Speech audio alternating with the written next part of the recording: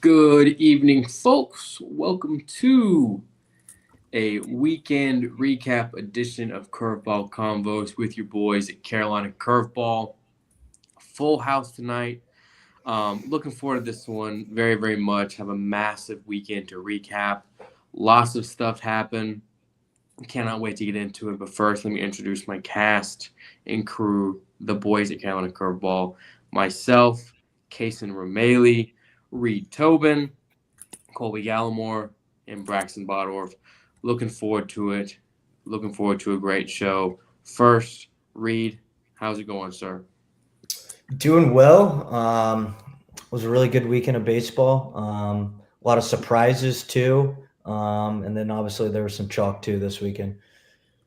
Colby, how's it going, sir? Yeah, really good weekend of baseball. Watched a lot. Excited to recap tonight. Braxton, how's it going, buddy? Going well. Another great week. Me and Tobin were able to get out to Boshemer. I was able to get out twice this weekend, Friday and Sunday. So just good to get out and see some ball, especially that caliber of baseball, 2 versus 3 in the country. Also some good action around the Carolinas. But we get another week closer. We're now in late April, and the season we talk about it every year. It just flies by. I mean, it felt like yesterday we had opening day, and now here we are into late April, and we're talking about Field of 64 every week. So just soak it in while it's still here, because it'll be gone before you know it, and we'll be on to the next season. But I'm excited to talk about all the weekend action tonight. Looking forward to that for sure. Be sure to listen to our last 2 episodes, which was Reed and Braxton's Field of 64 preview, as well as the other episode was the conversation with Caleb Conley, who runs the D1 Baseball Mid-Majors account. Really cool episode there. Really talked about what he does for D1 Baseball and his transition from what he does to D1 Baseball, as well as his own stuff. So really good conversation. Caleb is from Alabama, so he is in SEC country. Got into an SEC discussion there because we don't talk about it a lot on our show because we have South Carolina and they have not been in the thick of it since our 3 years of starting Carolina Curveball. So that is a great conversation. Also want to do some housekeeping. We will not be having our live show on Thursday. It is bumped up a day to Wednesday. We'll be doing it on Wednesday. More series are starting on Thursday. Also, we are going to watch the NFL draft. Most of us are. So doing that, as well as baseball being played on Thursday nights, just kind of works out for all the above. And also, Braxton, the Carolina Hurricanes, the local team, is in the playoffs too. Pretty sure they would play on Thursday again, wouldn't they? I believe so, because it'll be in Ottawa. Let me check. They play, Thursday night. Correct. So yeah, it's just working out scheduling wise. We'll be sure to let you guys know. We're going to have more frequent episodes of stuff, whether that's Curveball Convos recaps like this, or episodes with Stephen Igo, Caleb Conley, or other guests we have planned. So just be on the lookout for that. Any other housekeeping things, guys? Hold on. Actually, I do have one. Be sure to look at our RPI report today. When you're listening to this, don't know if it's Tuesday or Wednesday or whenever, but that is the RPI as of Monday, 4/20. #Blaze it. Hope everyone had a great day today if you partake.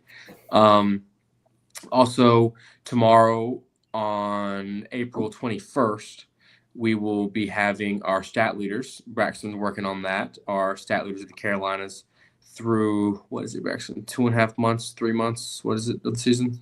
Yeah, a little over 2 months now. Yeah, season. Be sure to be on the lookout for that. And our next Field of 64 will be dropping when, Reed? Target probably next week again, and then we'll transition into doing one every week in May. That sounds good. But that is all I have. Does anyone else have any housekeeping things before we get into the recap? Nope, I'm all good, man. Let's get it going. Okay. Let's get it going on the recap, folks. Grab your snack, grab a cup of coffee, grab a nice ice cold root beer. Whatever your beverage of choice is. Chocolate milkshake sounds good too as well. Let's start off, Reed Tobin, with our alma mater, East Carolina, with a very interesting week, Reed. They go 2-2 take a series in the American, move to 9-6 in the American Conference, which is second. Only 2 teams above them, UTSA and UAB sitting at 10-5. But, Reed, ECU had 2 solid wins, but 2 blowout losses that have a lot of head scratching. It was also announced that Gavin Van Campen would miss the rest of the season. I did not listen to Cliff Godwin's interview today with Stephen Igo, so don't know if any other updates are there. And also read a scary situation with Grady Linehan taking a pitch to the face and breaking his nose. Yeah, another frustrating weekend for the Pirates. Seems like a constant theme that the season so far. They've just been so inconsistent. Tuesday, we mentioned it last week. They're embarrassed at home by NC State. Didn't even look like they wanted to be on the field. And then, they respond on Friday and Saturday. The bullpen was really good. Joseph Webb had a really good weekend for them, pitching on Friday and Saturday, shutting down the Wichita lineup. Norby had a good start on Saturday. I think most Pirate fans would have been happy winning the series, but it's just the effort yesterday. It's just head scratching. 2 hits, I believe, as a team. It might have been 3. I can't remember. But it's just it seems like this has happened too much, Kaysen, where they win the series and then you want to go for the sweep on Sunday and they just come out so flat and get embarrassed. And you can't be playing like this too as we approach May too, and especially being right on the bubble. Yeah, you're going to be wanting to play, and you're going to be wanting to play your best brand of baseball in the next month or so as conference play starts to come to an end. Excuse me. So we will see what goes on with the Pirates. We'll get into more of a Pirate discussion later. To keep it in the American. Oh, first, Colby, any Pirates? Was it Joseph Webb and Ethan Norby? Yep, those 2. Obviously, Norby, great start on Friday, 6 innings, 9 strikeouts, 1 earned run, and then Reed mentioned them. Joseph Webb, Friday and Saturday, 6 1/3, 11 strikeouts, no earned runs. Colby, going to keep it with you, sir. Your alma mater, Charlotte, has been reeling as of late. Falls under 500 this week. They are 4-11 in the American, 19-20 overall. But they did pick up a win here on Sunday versus UTSA, but just not good. Yeah, at least they went on Sunday to break the 8 or 9 game losing streak they had going. Yeah, it hasn't been good. It seems a total 180 that it was from 4-6 weeks ago when they beat Virginia, split with Virginia. It's we're kind of thinking about, maybe if they keep this up, they could be a potential at large, but that is far gone. It's rather unfortunate. They have had some injuries. Dawson Bryce, Carson Bay no longer with the program, so definitely some hits in the lineup, but there's still talent there, so not ideal. Braxton, did you have any thoughts on our 2 American teams? Yeah, in ECU's case, we talked about this weekend, Reed. I think good teams are kind of made on Sundays, make or break on Sundays, and I think ECU's kind of been a bad Sunday team a lot this year, for the most part. They've had some good Sundays too, but it's really important that when you're getting beat up in a weekend, that you avoid getting swept on Sunday, or if you are dominating the weekend, that you get the sweep on Sunday. I think that kind of makes or break a season, the college baseball season. And it's really been disappointing for them. Good to see Charlotte win yesterday, though. UTSA kind of took it to them the first 2 days, but they needed a win in the worst way. We looked at the spiral they've been on the last few weeks, and that's a good win. That gets them right back. UTSA is a solid 2 seed right now in most projections. So just to get that win, maybe you get some confidence going into American tournament here in a few weeks. If you can just kind of pile up some wins. We looked at their American schedule, one of these shows, and it was very daunting, which I think is a key factor for why they've kind of struggled here in the last month. Yeah, correct. We can pull that up too right here. Let's look at their upcoming series. Before you read off the schedule, to Braxton's point about the American tournament, it's been proven in years past anything can happen down there in Clearwater. Yeah. A 19-win Tulane team won the conference. So anything can happen there. Anything's on the table for Charlotte. I could 1,010% see Charlotte go down there and win. I mean, if you get hot, if you pitch the right guys at the right time, the right moments, they have big games. You can run your way through that tournament down there, Reed. Yeah, I mean, as long as you stay out of the loser bracket. I mean, we've seen lower seeds in that conference. For example, ECU too. You mentioned Tulane too a few years ago when they were like 14-40 when they went on to win that tournament. But looking at Charlotte's upcoming schedule, at FAU, Tulane at home, at UAB, and then Memphis. So I mean, there's certainly opportunities here coming up here. Maybe to get them right around 500 in American play. Correct. Before we move on to Northeastern sweeping A&T, I want to touch on Duke getting swept by Boston College. That is not on here because they played a doubleheader on Saturday.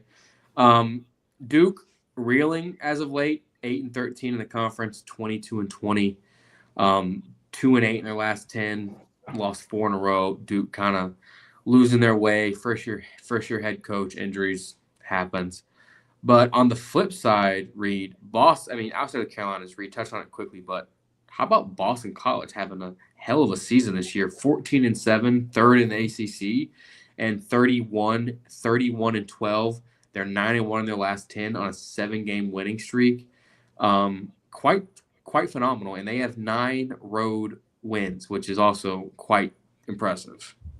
Yeah, maybe the biggest surprise in the entire country this season in baseball. BC was picked last in the ACC to finish last in the ACC this season. I mean, they've been spectacular offensively, pitching too. I mean, they're a dangerous team. They've put themselves right in the hosting picture too. I thought they got a little disrespect today nationally around some of the polls that came out. But they're in a great position right now to host a region. I don't know if they've ever did that. And then Duke's side, I mean, you mentioned Kaysen, they're reeling right now. The 8 out of their last 9 they've lost. I mean, and then, one thing that stood out to me was that Friday game. BC had 14 stolen bases, tying an NCAA record, 8 in the first 8, including 8 in the second inning. Yeah. I saw a stat a few weeks ago. I mean, it's probably gotten worse. Matthew Strand where Duke catchers were 3 for 51 and throwing out runners, and that was 2 weeks ago. So yeah, not good. You have to make a change there. I mean, yeah, but he's hit. I mean, I think you're right. Well for them. He hits the ball really well, but I don't know who else can catch for them. I guess Cider Cannon when he's healthy, but it was eye-opening. I was watching that game on Friday. Anytime BC got a guy on base, I mean, it was a given they were going to steal and Duke. I mean, put him at DH. Yeah, jeez, I don't know what they'll end up doing, but wow, that is crazy. Colby, we had no Duke guys, correct? No, and also Clemson's not going to be on here either because they started Thursday through Saturday series. Correct. So they lost 2 out of 3 at Virginia. They're missed opportunity. On the ACC 6-12. They're still sitting second to last. They miss another great chance this weekend. I think that was a must-win series, Reed. Yeah, I mean, me and Braxton talked. We definitely agreed it was a must-win series. They had their chances too. Michael Sharman pitches a great game on Saturday or on Friday to level the series up. And, on Saturday, they were right in that game too in the 9th inning. Me and you were watching Braxton.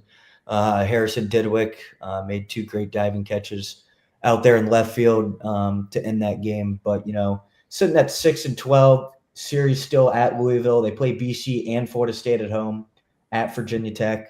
I mean, they've got a tall task if they want to make the NCAA tournament. Colby, where do you think Clemson goes from here? Reed kind of laid it out. Just kind of what's your projection on that? And I mean, Duke and Clemson are right next to each other in the ACC. And Colby, if I would have told you before the season and the end of April they'd be 6-12 at the ACC, would you believe me? No, because I predicted them to go to Omaha this year. Or Clemson? Clemson. Oh, okay. Yeah. It's going to be a uphill battle for both those teams, especially I think Duke's probably a very long shot. Clemson, I feel like they have a lot of talent, so they do still somewhat have a small chance, but it's still an uphill battle at 6-12 in the ACC. They got to get that record somewhere near 500. I mean, I guess the positive they got going for them, their RPIs still pretty solid. What is it, top 35? Top 50, I believe. I think they're Yeah, in the 40s. Yeah. yeah, Right. they need to get that record near 500 in the ACC. I think if they can get to 14-16, maybe 13-17, and then a couple wins in Charlotte during the ACC tournament, that would probably be good enough for them to get into the NCAA tournament. But I mean, you never know. North Carolina A&T gets swept by Northeastern. Northeastern sits atop of the North in the CAA at 13-5. Unfortunately, North Carolina A&T falls to 3-15, 10-28 overall. But the one positive, they did beat their rival High Point this week in High Point at the Rocker Stadium. So hey, they got that going for them. And to keep it in the CAA, Reed, talk about a team who has fallen off a little bit. UNC Wilmington drops one to Hofstra. Hofstra is now 8-10 in the CAA, 13-20 overall. UNC Wilmington drops to 10-8, which is second in the CAA, to Campbell in the CAA South with their 17-4. Campbell's 25-14. So Wilmington's not completely out of it, Reed, but that is not a good loss. I mean, they've now have series loss to Hofstra, and what was the other bad one? Stony Brook. Stony Brook. Yeah, and that's kind of where it all started to unravel, was up at Stony Brook a few weeks ago. I mean, they're reeling in the worst way possible. They've lost 10 out of their last 13. And, I think everyone thought they could get back on track this weekend against a pretty average Hofstra team. But, Connor Marshburn, he was roughed up badly on Friday night. They were shut out 12-0. And then, yesterday in the rubber match, they were unable to get it done. I mean, just the offense, though, during this big losing streak they've been on, or slide they've been on, has really let them down. I think they've only scored double digits 2 times in their last 13 games. So, I mean, with that great pitching staff, I mean, you got to be able to hit the ball some, and they've failed to do that too over the past 3 weeks. They choked that one yesterday in the ninth. I think they're up 2 or 3 runs going into the top of the ninth, and I think Hofstra scored 4 to take the lead. And that was a game they had won, the series won, and they let it slip away in the ninth inning yesterday. And Colby, just talk about how big that is like, I mean, you have the lead. You need these series win. I mean, you're scratching and clawing to get to Campbell, and at this point in the season, you need those dominoes to fall your way. Yeah, like you said, they're behind Campbell pretty significantly. This is a series that going into it, you expect to win, and you're 3 outs away, up 2 or 3 runs going into the ninth. It's critical you close it out. It's a huge missed opportunity to lose that game and the whole series at home against Hofstra. Especially with Campbell, too, losing the series this weekend, too. Opportunity to gain some ground. Braxton, a team you've been high on this season, Appalachian State, sweeps JMU to move to 10-8 in the Sun Belt. And hey, don't blink now, but they are tied for 3rd with South Alabama only trailing Coastal and Southern Miss. App State has won 3 straight games to sweep, 22-16 overall. And Braxton, hey, do we need to watch out for the Mountaineers and Boone come regional time? I mean, maybe. It's going to be tough to win the Sun Belt, obviously, but I think they deserve this. They are now ranked. They've played really, really well, like you mentioned, Kaysen. I think I was kind of changed my opinion on this team when they played Coastal really well at home. And I saw, some of those games, like they seemed to really battle against Coastal, and they didn't pull any games out in that series. But I mean, the Sun Belt's been a tough league this year, and they're 10-8 right now. They're getting wins on the road here in JMU, which is not an easy series to win. I like what they have on the mound. With Dorito has been really good. Obviously, Gage Peterson's been really good all year, starting, and then offensively, like guys like Charlie Evans and some of those guys, Zamora's still there. Puig as well has been very solid.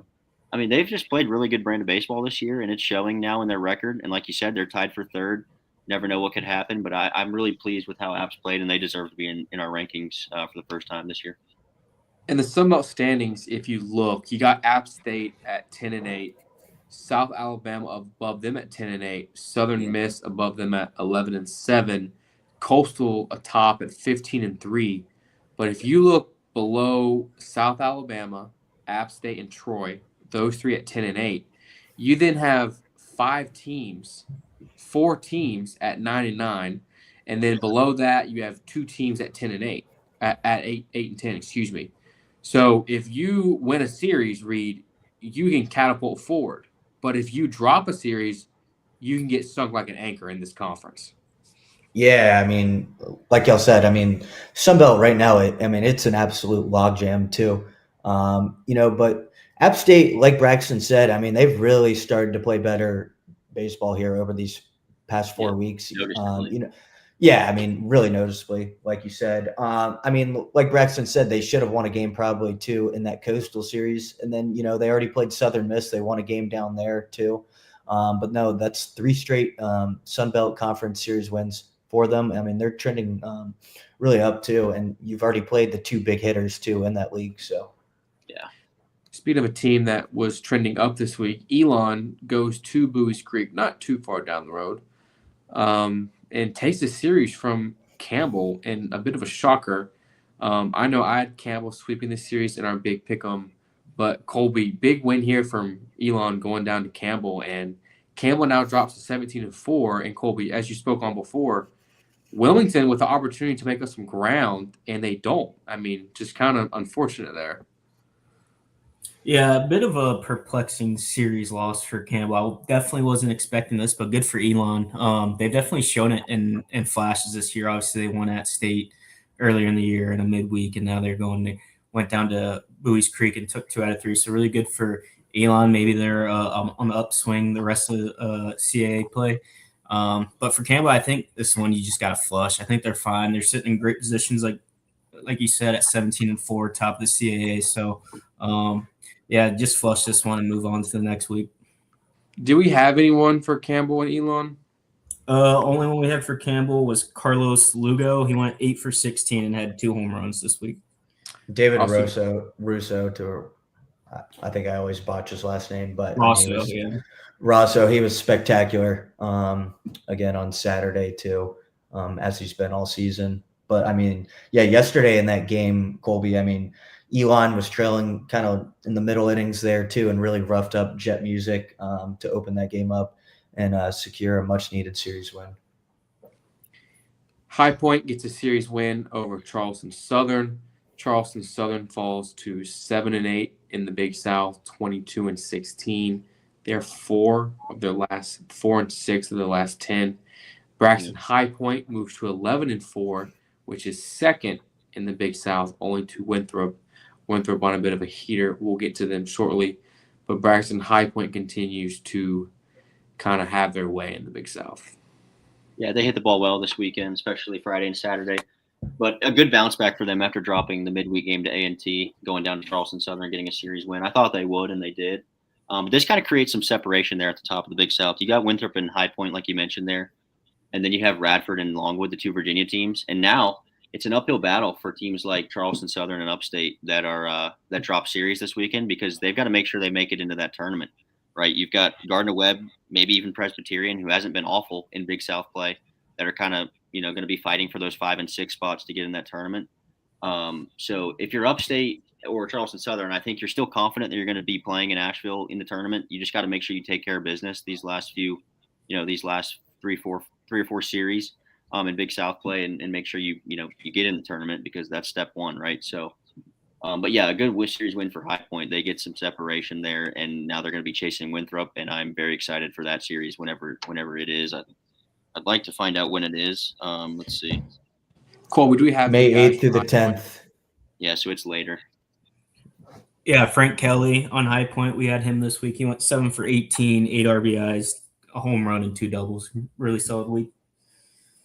A good opportunity for High Point tomorrow too. We'll get to it later, but they'll go down to Chapel Hill. That can always be a big RPI booster if you find a way to beat them. That is correct. Speaking of RPI and strength of schedule, we had a comment today saying, how is Citadel's strength of schedule so high? Well, hey, schedule better. Tell your team schedule better. Yeah, Go ahead. State needs to hire whoever was on staff at Citadel making the schedule. ETSU takes the series over the Citadel. The Citadel falls to 4-8 in the SoCon, 18-21 overall. ETSU is second in the SoCon at 8-4, 25-12. Colby, do we have anyone? We had one guy for the Citadel, correct? Zach Hunt. He went 7 for 16. Had a couple home runs. Seems like he's on it more often than not. I don't know if he's been on yet, but he is always in the conversation. Like he's been a solid guy for them all year, so I'm glad to see him. Maybe he's been on, but if not, finally get the recognition because I think he was a Flodar transfer this year, and we know that their offense, has been kind of a struggling piece of their team in terms of that versus pitching. So you can see them get a good hitter like Zach Hunt is really good. He had a good week. Coastal Carolina continues their tear through the Sun Belt. They take the series over Georgia State. Georgia State does win this last one, 11-5. Reed Tobin, are you excited for Cameron Fluke? I'm very excited. That sets the stage too for another potential Coastal run into late June. But for this week, I thought they were average this week. They gave up 5 home runs Tuesday night to Wake, and then it was business as usual on Friday and Saturday too in Sun Belt play for them. But yesterday they were up 5-0 too, and then Georgia State really took it to their bullpen too, coming back and winning that game. But I think they had an 8-run inning. Yeah, I believe. Yeah, because Braxton, when we checked the score at the Bosch, they were up like 5-0 in the 4th or 5th inning. Yeah, and then Georgia State come back. Yeah, right. But with Fluky coming back this week, we'll probably touch more on it on Wednesday night, and Trace Mason too coming back, expected back as well. You got to be really excited if you're a Coastal fan. I'll say. College Charleston takes the series over William & Mary, and Reed, your Cougars are playing better. Colby, do we have anyone for College Charleston? I don't believe so. No, but they had I know Reese Holbrook had a good weekend. I believe they had the CAA Player of the Week as well. I think it was Dylan Johnson. I think he was the CAA Player of the Week. They've won 8 out of their 9, or 8 out of their last 9 they're on the games. Yeah, I mean, they've really started to play better here over the past 2 weeks. They're 1 game under 500 now. They have the same conference record as Wilmington. Yes, that's what I was about to note right there. They have the same conference record as Wilmington. They host Campbell this weekend, too. Pick them. Possibly. Davidson continues their rise in the A-10. Davidson now sits at 11-7 in the conference after defeating St. Louis in the series. They won the first 2, dropped the last one to St. Louis 7-2. Davidson now 11-7, 20-17 overall. Reed, who sits above them in the A-10? St. Joseph's and VCU. Correct. St. Joe is 16-2 in the conference. Also, for any Pirates listening, Reed, Jason Janesco for St. Joe's, former Pirate, batting .278, doing pretty well, drawn 8 walks to 51 strikeouts. That is something to note. That is quite something. I saw that. It was pretty staggering. But hey, shout out to Jason Janesco. The next one, Gardner-Webb in Radford. Gardner-Webb falls to 6-9. Nice in the conference after Radford beats them 2-1. Radford 7-8, 18-18. The definition of average. Colby, Jim Chester's bunch kind of having a rough spell this season, but hey, they do have some heavy hitters in the lineup. Yeah, 2 of them on the honor roll this week. Kelvin Augusto, 7 for 16, 2 home runs, and then, man, I feel like he's on here every week, and I'll never probably get his last name correct. I need to come better prepared. Drew Rapipe. He went 5 for 11 with a couple home runs too. Yeah, Braxton. Gardner-Webb may not put up wins on the scoreboard, but hey, they will fill up a stat sheet week after week. That is true. They do seem to have hitters, at least in the conversation every week for honor roll. But yeah, I mean, tough series loss in Radford, and they're going to be fighting to make the tournament. Like I said, with the point with Upstate and Charleston Southern dropping their series, if they win this series, they're right there. But I mean, they're still only a game back. I think are they a game back or 2 games back of? 2 games back from Upstate. Yeah, so they got some work to do, but if they get in that tournament, you never know. I mean, they can hit the ball. They could at least, if anything, pull off an upset in that tournament and give maybe a High Point or a Winthrop a loss. Correct. All Gardner-Webb needs is Mason Miller to come back for a weekend. Yeah. and they will be just fine. They'll win the Natty. What'd you say, Reed? They'll win the Natty. They for real. They honestly could win the national championship if Mason Miller's on the mound. I don't think no one's touching them. Colby, going to pass it back to you, sir. NC State. Don't really know what went on those first 2 games, Colby. There's some speculation, maybe some pitch gate. I don't know. I don't know. Colby, your thoughts on what went on in Winston-Salem? Yeah, I think they're just silly rumors. Maybe there's something to them. I doubt it, though. I think it's just baseball. Like, Wake Forest killed the ball the first 2 days.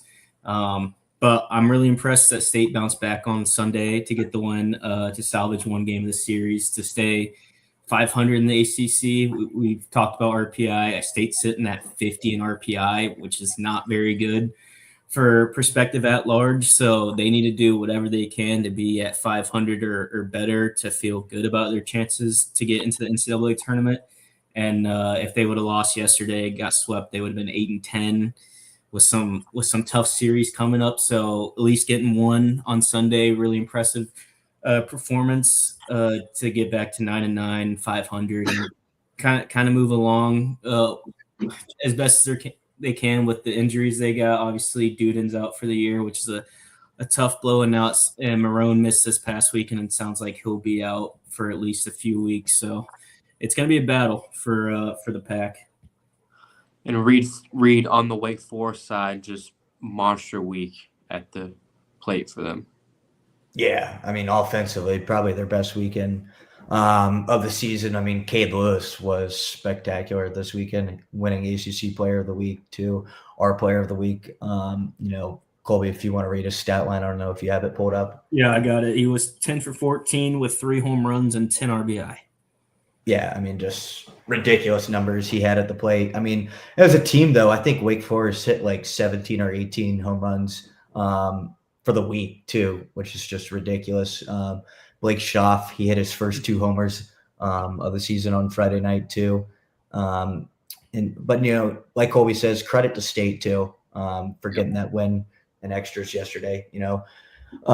Remaining at 500 in the ACC, I mean, that's huge.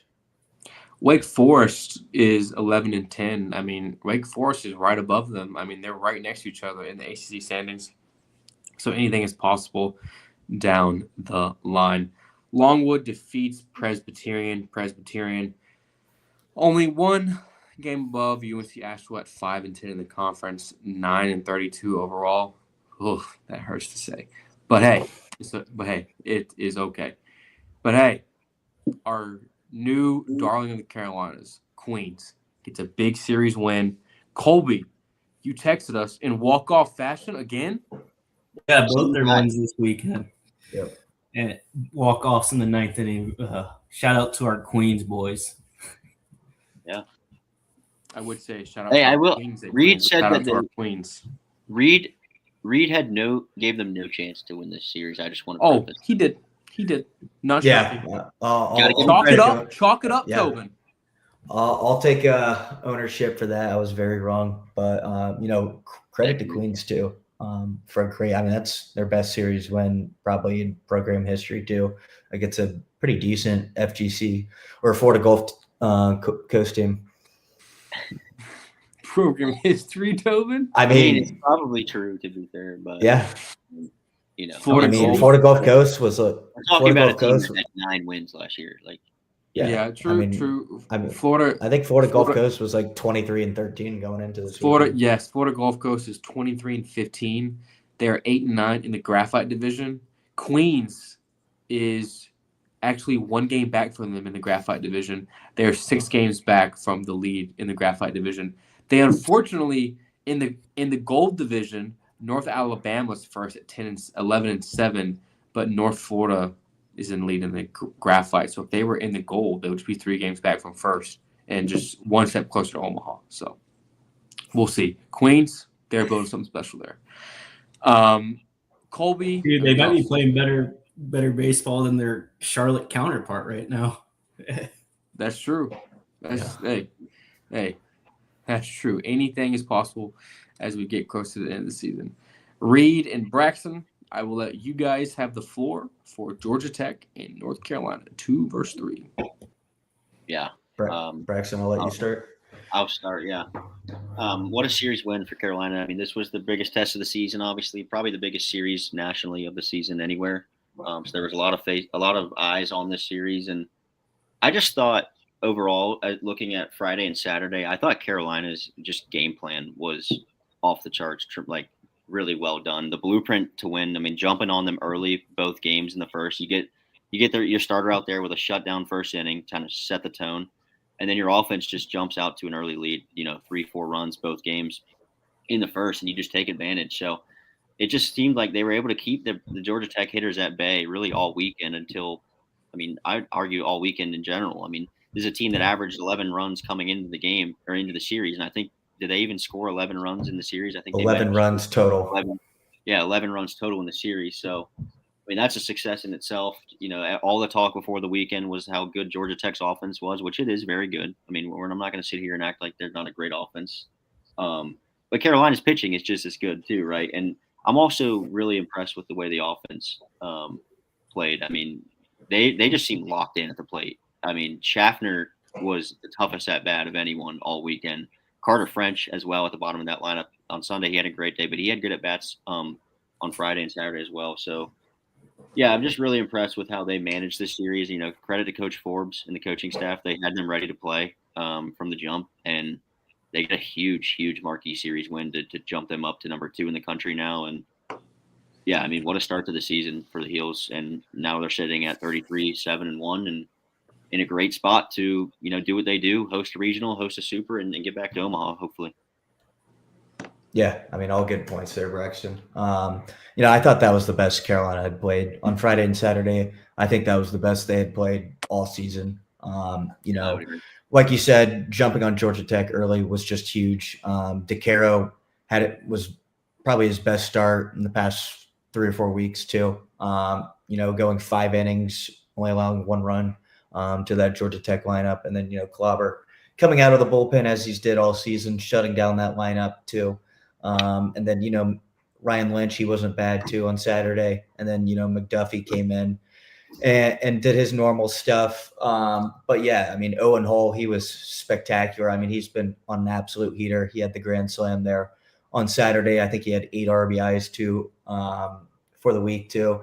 And, Carolina really could, I thought they had a chance there in the bottom of the ninth, to possibly come back and complete the sweep. But Mason Patel was able to get out of a little jam there in the ninth. But I mean, it's just 2 really good teams going at it. I mean, we said, Braxton, I mean, good pitching trumps good hitting usually, and that was the case this weekend. North Carolina and Georgia Tech sit 1-2 in the ACC. And could we see a collision course in Charlotte? Charlotte or Durham? Charlotte. I think we could. Yeah. Looking forward to that one for sure. Sanford and the SoCon sweeps UNCG. UNCG at 2-10, 5 in a row. And kind of off Carolina's read, Sanford kind of found their way. We kind of said down year for Sanford, but hey, don't blink now. They're now 8-4 in the SoCon, 20-18 overall on a 6-game win streak right now, Reed. They're sitting right there, right above Western Carolina right now. So kind of watch out for them. And also read Western Carolina right there, 8-4, as I said, defeats VMI. VMI, I mean, talk about starting the season off red hot, and then now they're 3-9 in the SoCon, falling towards the bottom. But Western Carolina Reed still there, moves up in our power ranking as well. Western, good program.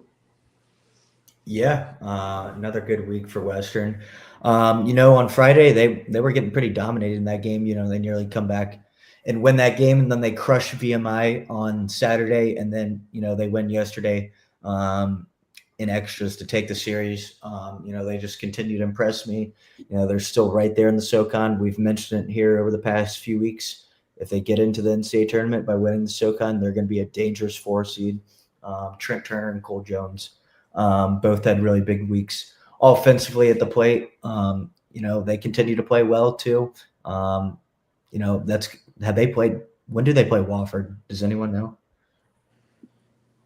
I do not know off the top of my head. It's in 2 weeks. I'm looking. Yeah, 2 weeks.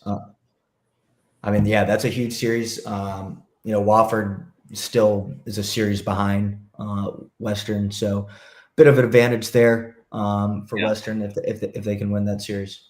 Their next 3 series, Western, is ETSU at home, at Wofford, and then at Wake, which is an interesting series late in the year. Wow. At Wake Forest?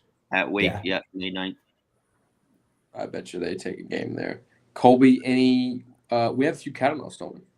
Yeah, 3 of them. We got Cole Jones. He went 8 for 15, 2 home runs, 8 RBI on the week.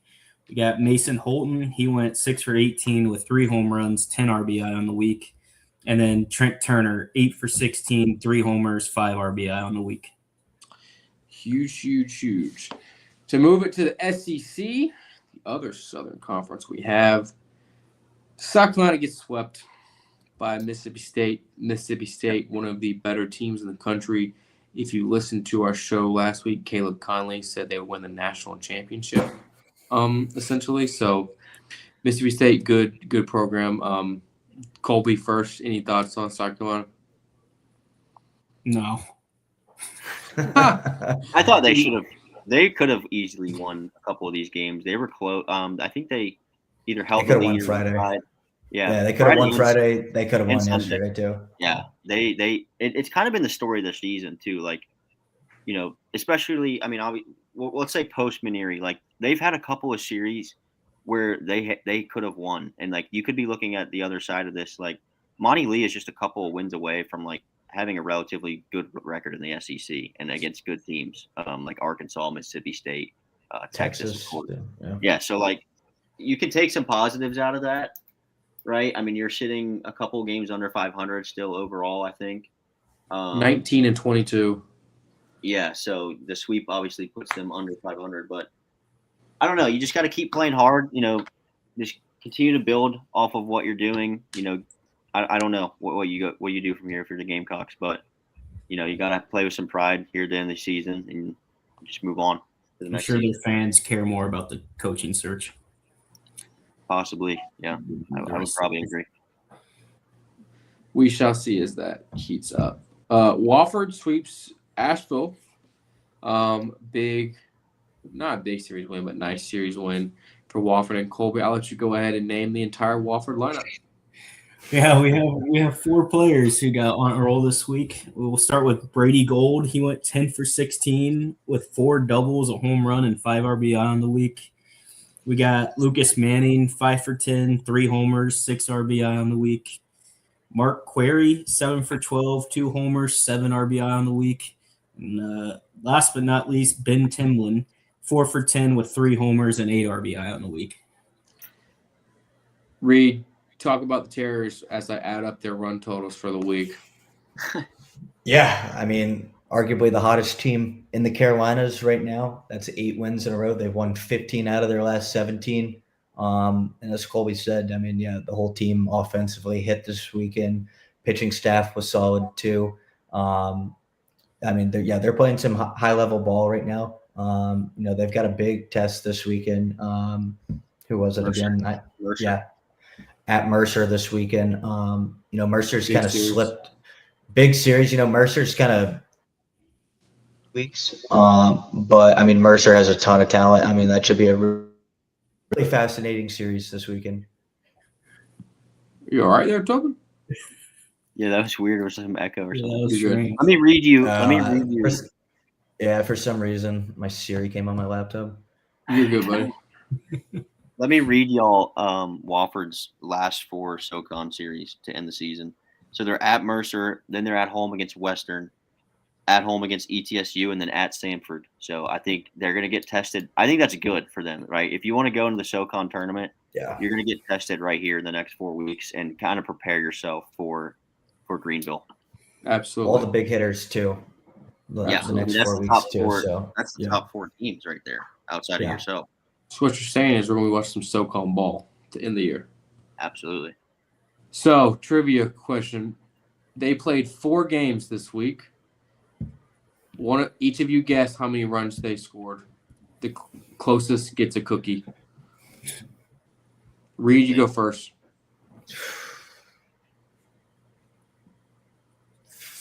No cheating. I'm trying to think of their scores. I'm not looking. Yeah, I'm trying to think. I'm going to say 55 is my guess. 46. Reed, what?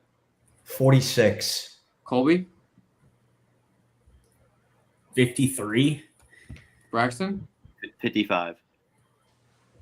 58 runs. Wow. Braxton, I will deliver your cookie shortly. They scored 16, 11, 20, and 11. That is ridiculous. That is ridiculous. That's a lot of runs. Yeah. So shout out Wofford. They're getting back to their ways. Very happy for them. Speaking of a team that's not getting back to their ways, Braxton, Upstate, your alma mater, tough series sweep versus Winthrop. A very competitive series between those two programs because of the history between the two. Braxton, I'll let you kind of take over this one, sir. Yeah.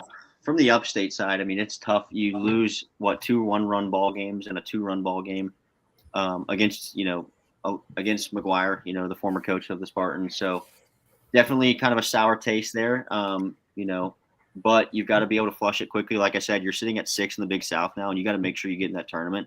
You're not going to be a 1 or 2 seed this year in the Big South. You're going to have to do it a different way. But yeah, shout out to Winthrop. I mean, they just found a way to win all these ball games late, and that's a testament to Coach McGuire.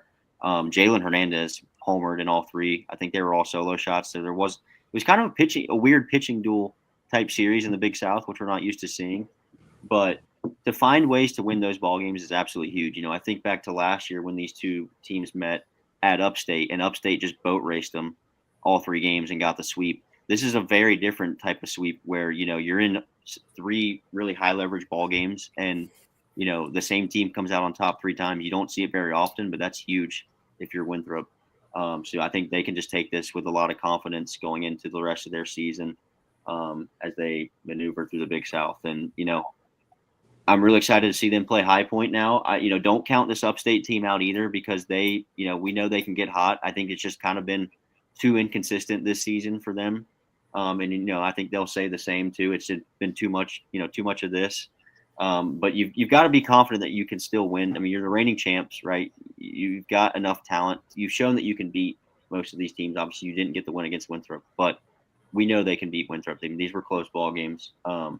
So we'll see how it ends. But yeah, what a huge weekend for Winthrop. I think it was alumni weekend too, so they had everyone out, and I think they had the 06 regional team out there as well, just like Carolina did the other day, Tobin as well. Yeah. So yeah, some cool little nuggets there, but huge series win for Winthrop. Series sweep, excuse me. Yeah, we'll be watching the Big South and SoCon conference races as we end the season. To close off the weekend recap, thank you, Braxton, very much for pulling that up. I'm going to put each of you on the spot. You saw it on the screen. Who won the weekend? Colby, I'm going to put you first, sir. Who won the weekend? Probably the easy cop-out answer, but I'll say Wofford. I mean, just keep winning. So I'll stick with the Terriers. Reed, Tobin?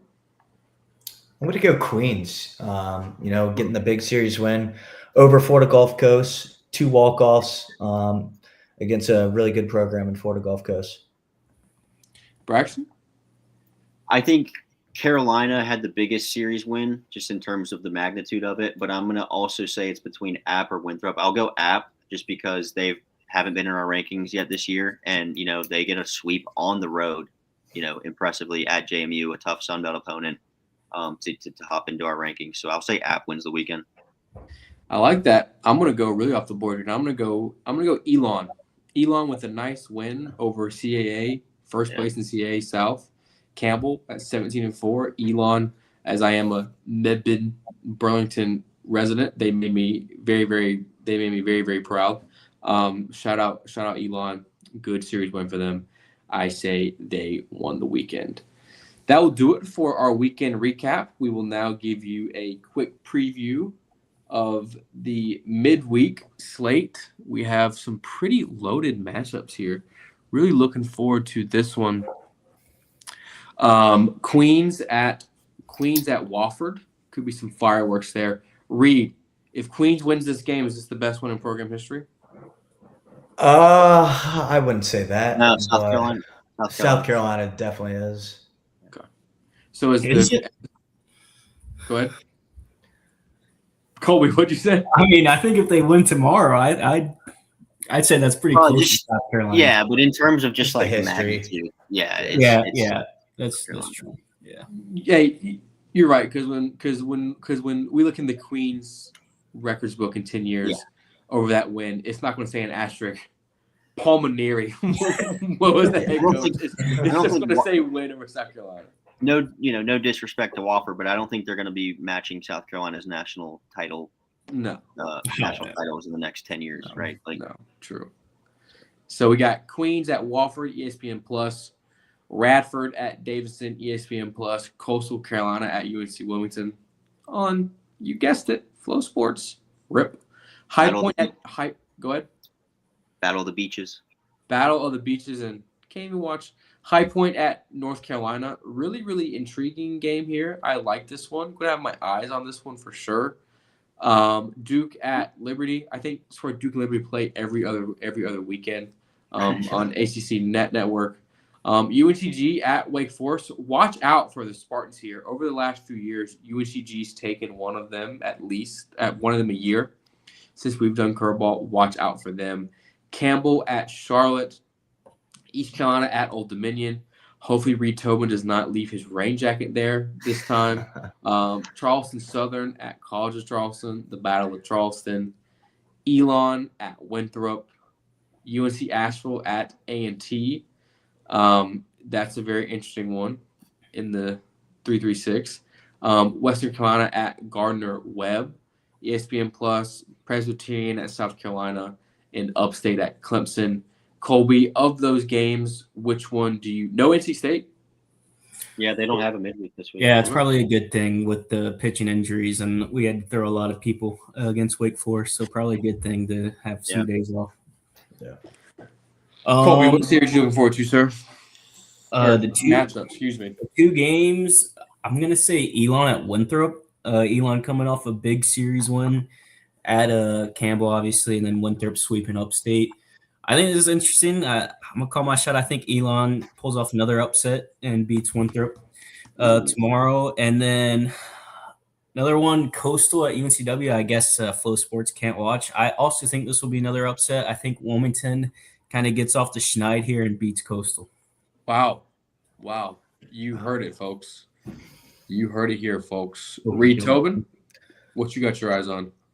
I'm going to go with Duke and Liberty. Liberty beat them last week too, and Liberty's sitting right there in the hosting picture, as me and Braxton have talked about too last week on the Field of 64 show. And then Upstate at Clemson too, I think is intriguing. Both teams really struggling right now. Both teams badly need a win. Yeah, Braxton. I'm going to say Western Carolina at Gardner-Webb. I think Western has been – I don't want to say they've been a bad midweek team because they obviously had the win at Georgia, which is looking very good now with Georgia being top of the SEC. But they've kind of struggled. I know that they dropped 2 to Upstate in the midweeks, and they had another bad midweek loss. I can't quite remember who it was. Who was it? No. Who? What team? Sorry. I can't remember who it was, but they've had a couple midweek, not great performances. So I just want to see them take care of business. Gardner-Webb is going to be a tough team. They're going to hit the ball, especially at their own park. So I expect if there's a game I would say take the over, it's probably this one as well. I think there'll be a lot of offense in this one. But yeah, I'm looking for Western Carolina to just kind of take care of business here. Asheville. Asheville, that was it. Yeah. And Presbyterian. Some of the lesser teams. Yeah, and Presbyterian. Yeah. Last week, my pick to click was A&T over High Point. I got that one correct. Yes. So this week, folks, I'm going to continue with that trend. Give me Presbyterian over South Carolina tomorrow. Give me Presbyterian in Columbia at Founders Park. Give it to me right now. Y'all called me crazy when I said A&T over High Point. No, I agreed with you on A&T. I think I said they would walk them off, but I don't think they did that. But hey, give it to me right now. Another one looking forward to, upstate Clemson. I think you never know what Clemson team arrives to the ballpark, maybe until the 8th inning. So upstate there, who has been struggling, can maybe get a win there. Lastly, Wednesday, the Citadel at Georgia Southern. Reed, any other last few things on the midweek that you want to talk about? No. It'll be interesting too, coming up to see if teams will start canceling midweek games to protect their season. It's canceled season. I believe I saw one team has already did that. I forget who it was. Michigan swapped swapped the game. Miami of Ohio. So we've seen teams in the Carolinas do that over the past few years, but I mean, you got to take you still got to win your midweek games too. We all know the committee values weekend series more, but I mean, in terms for like some of these smaller teams, like High Point especially, if they're able to get a win tomorrow, that would really help their RPI.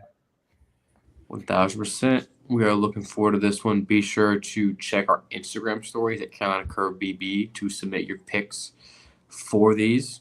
We love to see your picks. Braxton, let's take a look actually at the Instagram followers. They are 66-31 overall, so pretty solid record overall. They were 10-3 last week. The Instagram followers picks, they lost Coastal Carolina, dropping one to Wake Forest, as well as the Citadel defeating Charleston Southern, and of course A&T and High Point. I was one of the 8 people that picked High Point, I picked A&T, excuse me. So be sure to follow us on Instagram to do that. Any last closing remarks, boys, before we sign off? Canes are in a 2-2 game, so if you aren't watching or anything, go watch the end of the third period. 6 minutes left. Oh, wow. Good to see overtime here. Tobin, comments on the Canes? Hockey is not my MO. Okay. Boys, I will see you on Wednesday night for a weekend preview. Going to a pre-draft preview because for NFL draft as well as Canes, and baseball starting on Thursday, so be on the lookout for that. Follow us at Carolina Curve BB on Twitter, X, Instagram. Follow us on Spotify. Subscribe on YouTube. Like, comment. And Braxton does a great job on TikTok. Be sure to check that out. Got some good content coming out tomorrow. With the stat leaders, and then I think something else we might do as well, Kason. So just be on the lookout. Correct. Be on the lookout. And folks, thank you for watching and listening to Carolina Curveball. We love the support. Love it all. We will see you on Wednesday, folks.